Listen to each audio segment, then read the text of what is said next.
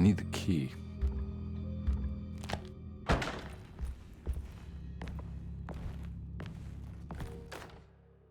Paul, you're right about the plates on the boiler and the clock. They have been sabotaged, and I think I know who did it. They have something to do with Jeremy's episodes and how he seems to disappear at night. Right now, it's important that you keep an eye out for any of the pieces. I want to find out if I can repair the plates. Let me know if you find any of them. Lottie. Tell Lottie to take a look at the well in the kitchen garden.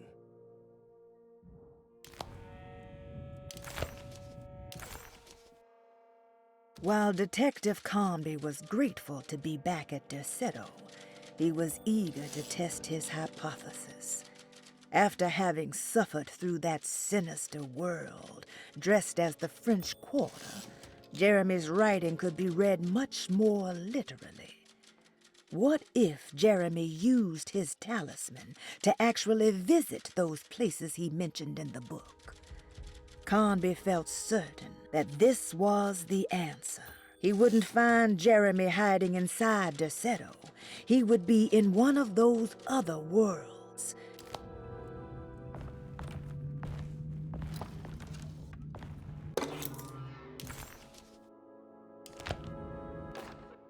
Dr. Elmore Lee Gray is Derceto's chief doctor. Accounting and all administrative work is handled by me, Paul Waits. Magdalena Thompson, or Mags, is responsible for the household. Jean-Baptiste and Charlotte Tabois are responsible for keeping the guests' medical regimens in check. Finally, Jack Chance is our gardener, who can occasionally be seen in the conservatory, but is for the most part busy outside. There are currently 6 guests at Derceto. Malcolm McCarthy and Ruth Tallant reside on the first floor. Jeremy Hartwood, Elisabetta Perosi, Grace Saunders, and of course Cassandra Beauregard live on the second floor.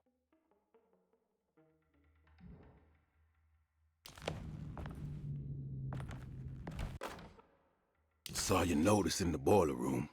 You should know Mr. Chance won't be coming back.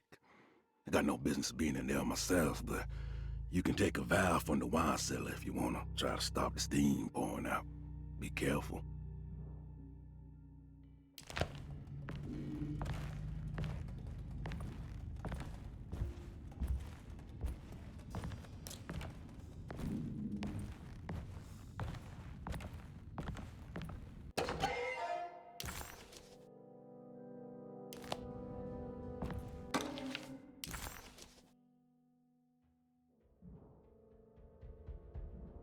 Looks like all the patients are accounted for, except for Jeremy.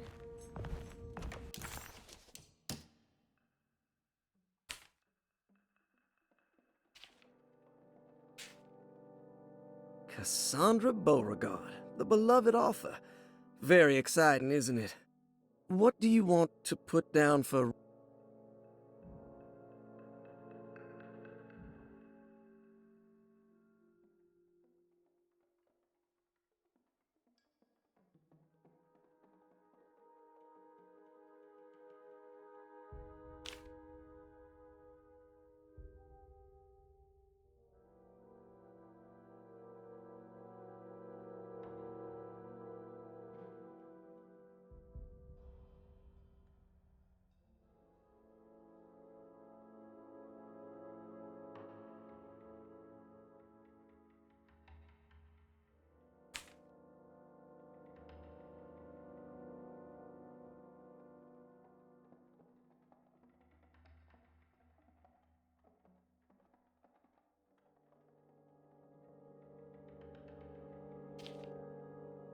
Elisabetta Perosi, 33 years old? What should I put down as reason for admission? Well, Perosi broke into Derceto and was found wandering the grand parlor. She was confused and suffered partial amnesia. She insisted she belonged here and offered to pay for her stay. Right. What do you make of her story? Perosi claims to have been a member of the Astarte artist colony some 20 years ago, a claim that seems contrafactual due to her young age. She looks to be and even thinks she is 33 years of age. That would make her a child at the time. It seems fair to say that Perosi's story is untrue, deliberately so or not. Diagnostic impressions? Do you have anything? Perosi's story is peculiar because she retracted her story about the artist colony. She no longer claims to be the same person as Elisabetta Perosi. However, my staff's research has confirmed there was a Perosi at that time who was in her early 30s. I suppose this case will take some time to investigate. How will you go about it? I wanted to contact the real Perosi.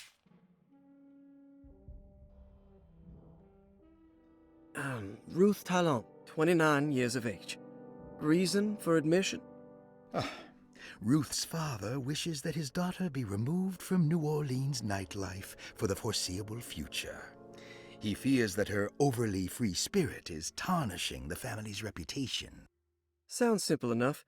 Personal history? Ruth comes from considerable wealth. Her family owns several hotels and restaurants. Unlike the rest of the family, her sense of adventure has taken her around the world, including France during the Great War as a photojournalist. The last decade, she has provoked many rumors of being a debauched flapper, bordering on nymphomania. And diagnostic impressions? Despite her father's frivolous reasons for her to be admitted, Ruth does seem to provide an interesting case. She is refreshingly open and doesn't shy away from talking about her life during the war or her continuous celebration after returning to the States. She is admittedly a sexual deviant and feels no remorse. And her treatment plan? Simply staying at Derceto should do wonders for Ruth. If not, at least for her family's reputation. Ruth doesn't need to change, but with therapy I might be able to share with her some sympathy towards her family. I doubt she will settle down and become as dull as the rest of them, but at least she might try to be more discreet in the future.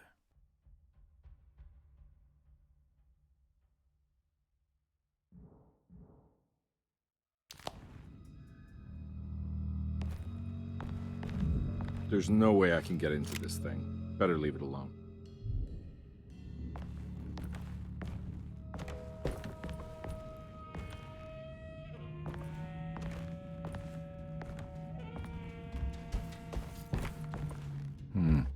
I need the key.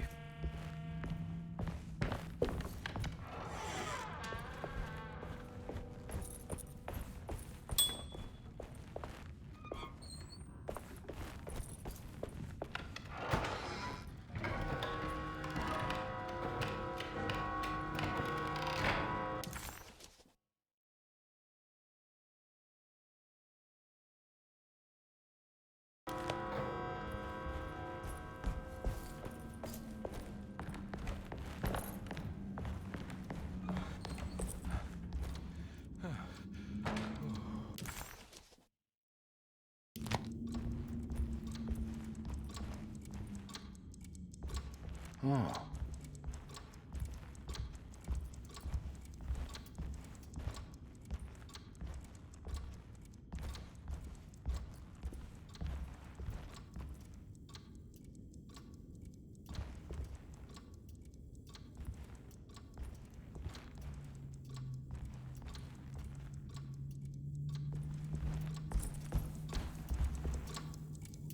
It's stained. Looks like some kind of rot. This must be the clock that Jeremy wrote about in the Commonplace book. Huh. Looks like the plate that held the talisman in the seance room. But it's broken and missing some pieces.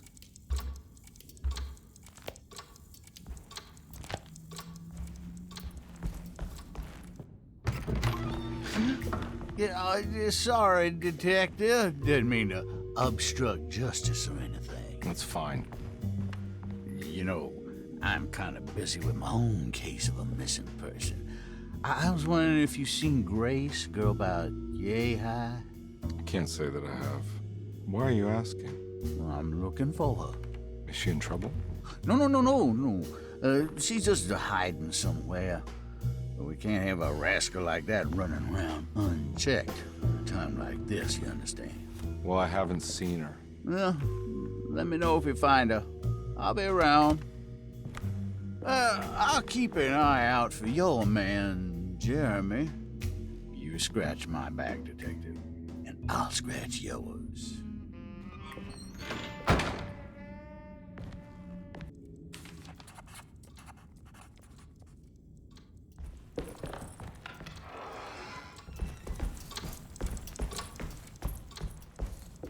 I need the key.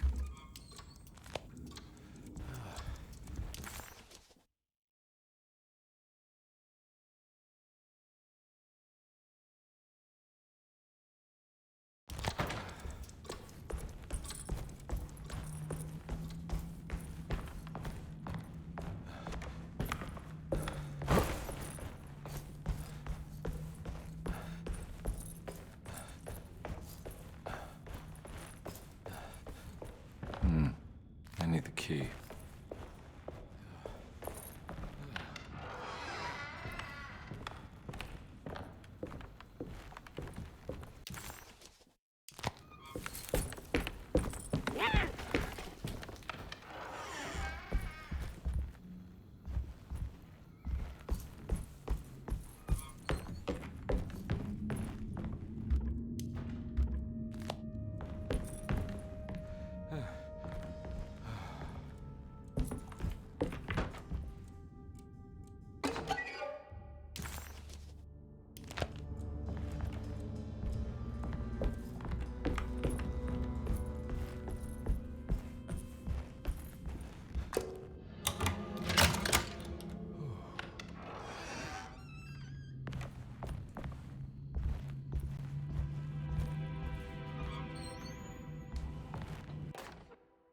Lost Plantations of Louisiana, Thierry Bricklow, 1917.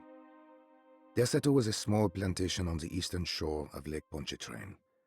The land was considered difficult for industry and was sold for only $30 to Elijah Pickford in 1818. Pickford employed hundreds of workers from nearby New Orleans to clear the woods and build a small plantation mansion facing the lake with a striking Greek Revival temple facade. Derceto kept a modest production of Barrique tobacco and indigo that persisted up till the Civil War. During the antebellum era, Derceto was the source of many rumors concerning voodoo and witchcraft. People who traveled the lake reported seeing people dance at night in front of bonfires, bleating and wailing.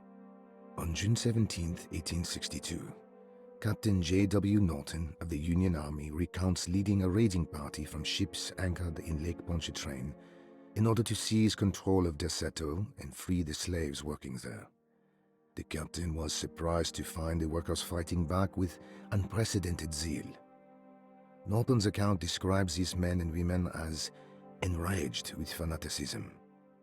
Pickford reportedly tried to placate the raiders, but was shot in the confusion. Captain Norton left the mansion burning and retreated to his ships with his men. Derceto was left in ruins for several decades. The ownership of the land was long disputed and returned to the Ledoux family in 1901. Several police reports were filed during the following years as the Ledoux tried to get rid of a camp of squatters on their land.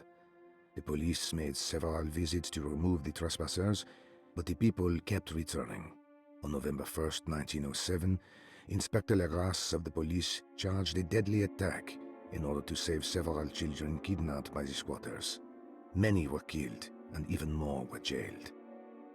The following year, Ledoux rebuilt Derceto, incorporating the surviving stone foundation and adding a magnificent wrought iron conservatory. The farmland had been reclaimed by the surrounding woods, so it was no longer profitable to use as a plantation. Instead, the house was turned into an artist's colony. The Astarte Artist Colony was a successful group of artists, including figures such as painter Heinrich Cassel and poet Nora Keith. The group was also known for their beloved Mardi Gras crew called the Pirates of Pontchartrain. On September 29, 1915, a tropical hurricane tore through Louisiana, causing Lake Pontchartrain to flood New Orleans. Due to the remote location of Derceto, it took almost 2 weeks for outsiders to learn that the artist's colony was abandoned. The 12 residing artists had all vanished without a trace. The empty mansion of Derceto still stands on the shore of Lake Pontchartrain, with much of its temple facade intact.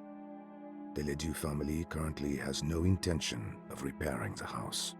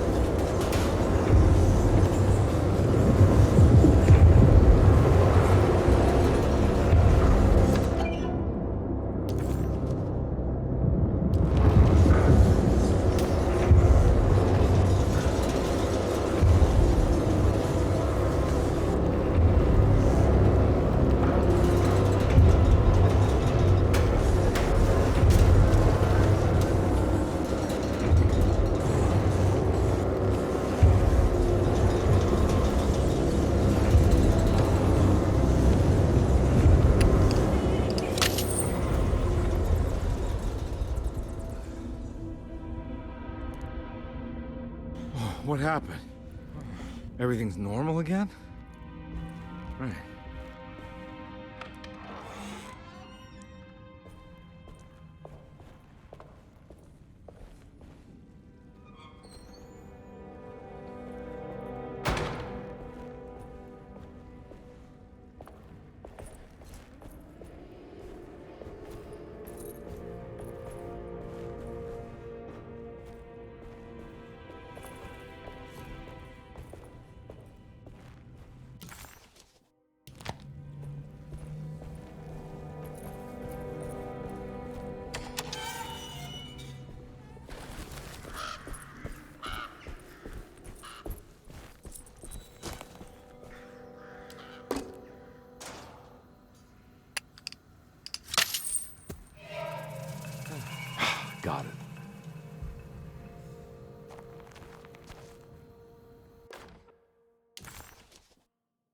Nice.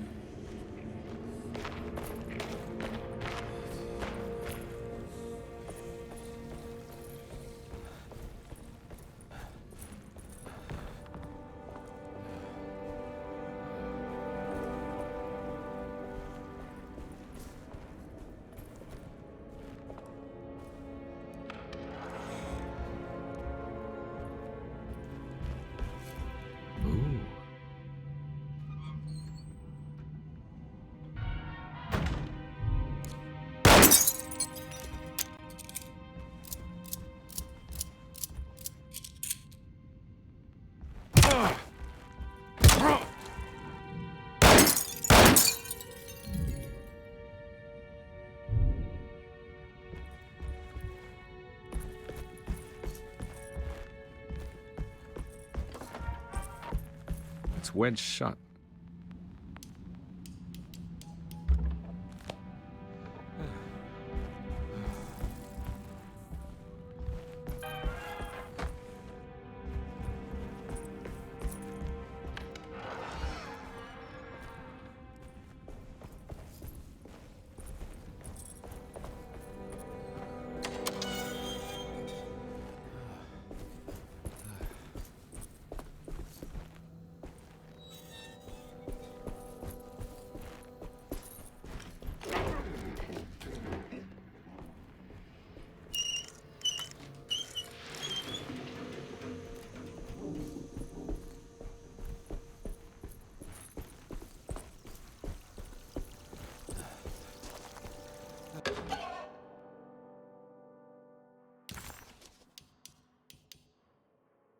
This can't be real.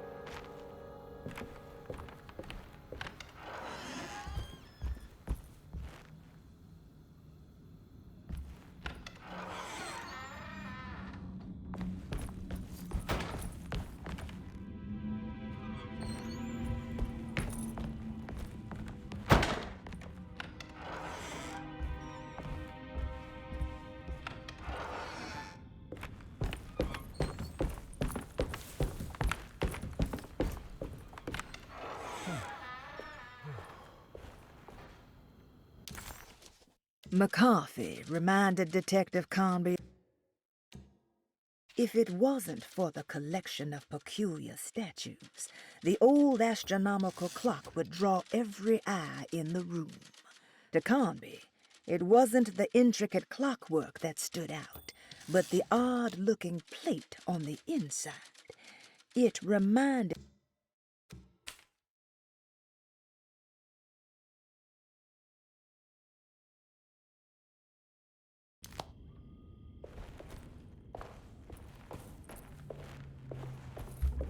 I need the key.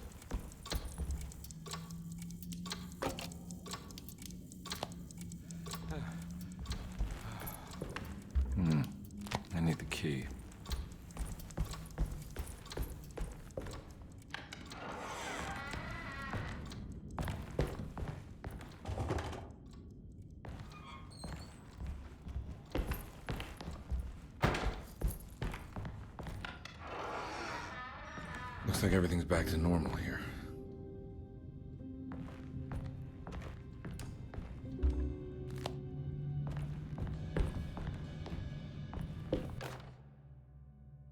Emily's here.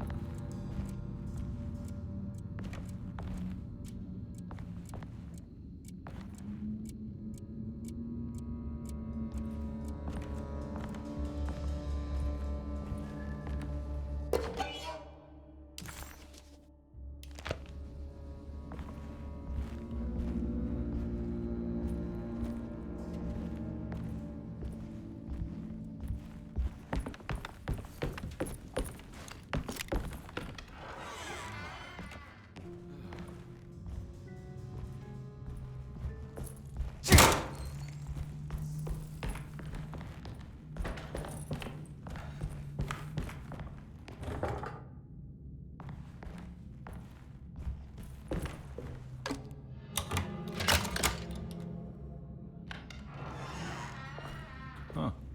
How eccentric.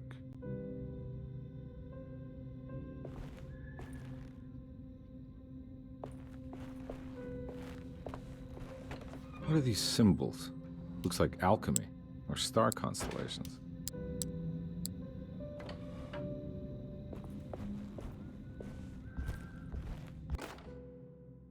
I did it!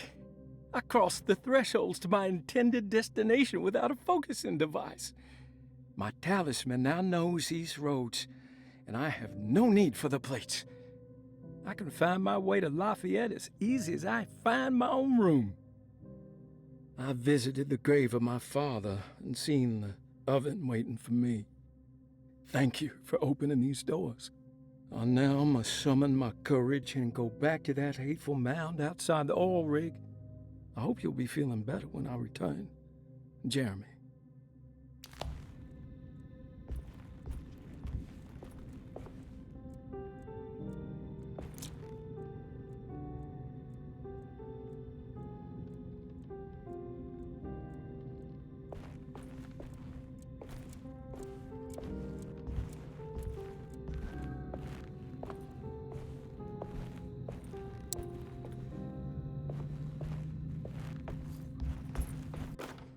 Will I need to remember how to get them out again?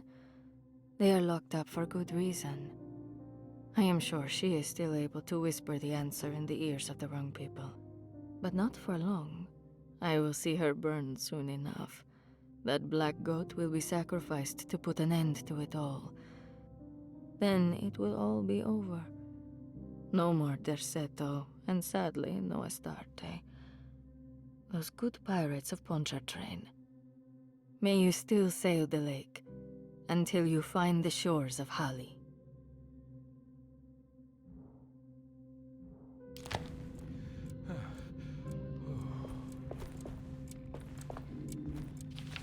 The Astarte Artist Colony. I remember hearing about their disappearance. Must have been 15 years or more now.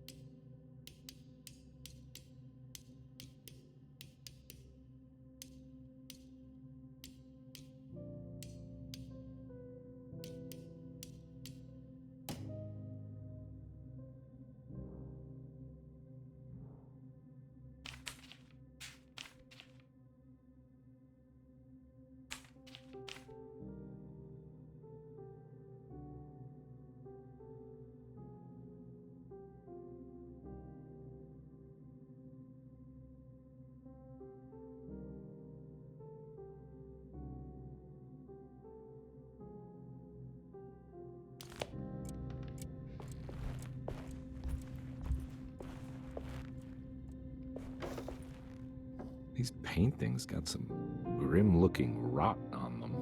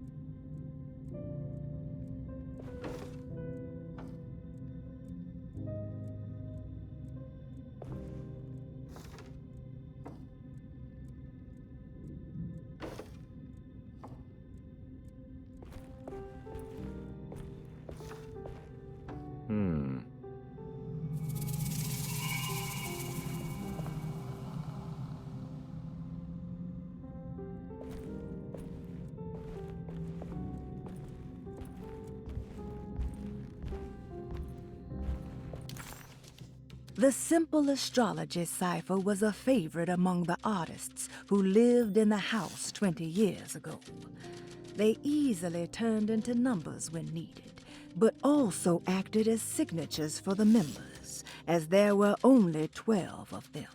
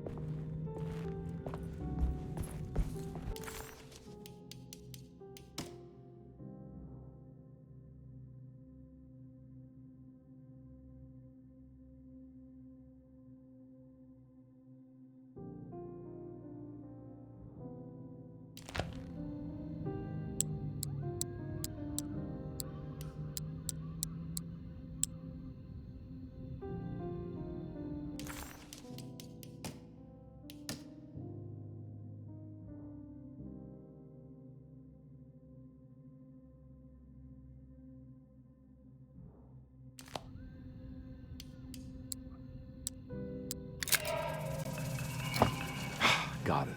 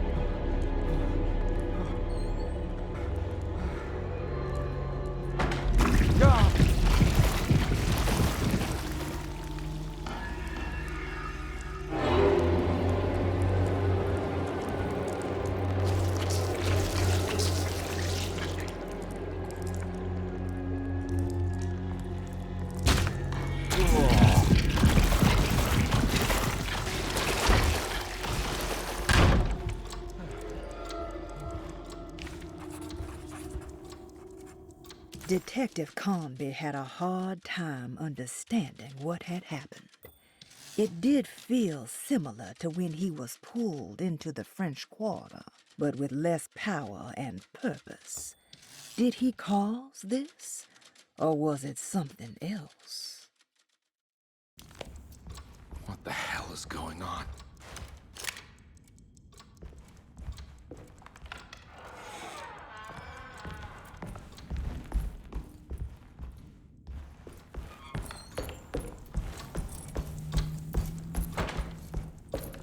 I need the key.